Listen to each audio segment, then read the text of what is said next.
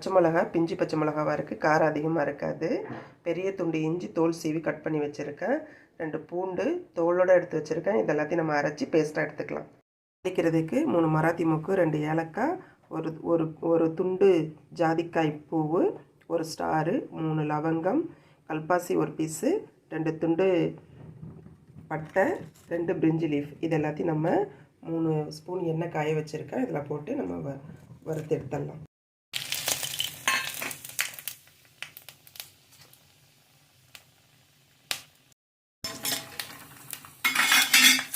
கொஞ்சமாக கருவேப்பிலை, 3 பெரிய வெங்காயம் பொடியாக நறுக்கி வச்சுருக்கேன். இதை அது கூட சேர்த்து நல்லா வதக்கி எடுத்துப்போம். ப்ரௌனாக வர வரைக்கும் வதக்கி எடுத்துப்போம்.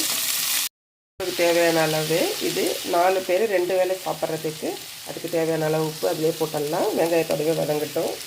பாதி அளவு வதங்கிச்சு. இந்த ஸ்டைலில் நான் 3 பெரிய தக்காளியை பொடியை நறுக்கி வச்சுருக்கேன். இதை அது கூட சேர்த்து குழைய வதங்குற வரைக்கும் வதக்கி எடுத்துப்போம். தக்காளி நல்லா குழைய வதங்கிடுச்சு. இந்த ஸ்டைலில் நம்ம அரைச்சி வைக்கிறது இஞ்சி பூண்டு பச்சை மிளகாய் இதை கொட்டி பச்சை வாடை போகிற வரைக்கும் வதக்கி எடுத்துக்கலாம். இஞ்சி பூண்டு பச்சை வாடை போகிற வரைக்கும் வதங்கி போச்சு. இந்த ஸ்டைலில் நம்ம பெரிய ஸ்பூனால் 2 ஸ்பூன் குழம்பு தூள் போடுறேன். 1 கிலோ சிக்கன், அதனால் 2 ஸ்பூன் பெரிய ஸ்பூனாக போட்டிருக்கேன். 1 கிலோ சிக்கன், போன்லெஸ் சிக்கனு, இதெல்லாம் ஆட் பண்ணிடலாம். பெரிய டம்ளரால் 2 டம்ளர் தண்ணி, 1/2 ஸ்பூன் மஞ்சள் பொடி. கொதிக்கட்டும். நம்ம மூடி விட்டு ஒரு 5 நிமிஷம் நல்லா தபன்னு கொதிக்க விடுவோம். அதுக்கப்புறமா சிம் பண்ணிக்கலாம். குழம்பு நல்லா தபன்னு கொதிக்க ஆரம்பிச்சிடுச்சு. நம்ம இந்த ஸ்டேஜில் ஒரு கிண்டி விட்டுட்டு ஒரு 1/4 மணி நேரம் ஃபுல் சிம் வச்சு சிம்மில் வேக வைங்க. முடி தேங்காய், ஒரு 5 முந்திரி பருப்பு, முழு முந்திரி பருப்பு எடுத்துக்கோங்க. இது உடைச்சதாக இருக்குது. வறுத்த மிளகு ஒரு 25 அளவுக்கு எடுத்துக்கோங்க. இது எல்லாத்தையும் நம்ம பேஸ்ட்டாக அரைச்சி எடுத்துக்கலாம். இது குழம்பு சிம்மில் கொதிச்சுட்டு இருக்கும்போதே அரைச்சி வச்ச விழுது அதை கூட சேர்த்து நம்ம கிண்டி விட்டு மூடி வச்சிடலாம்.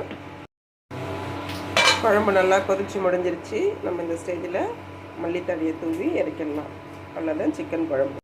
என்னுடைய சமையல் சாதம், சிக்கன் குழம்பு, ஆம்லெட், இவ்வளோதான் இன்றைக்கி என்னுடைய சமையல்.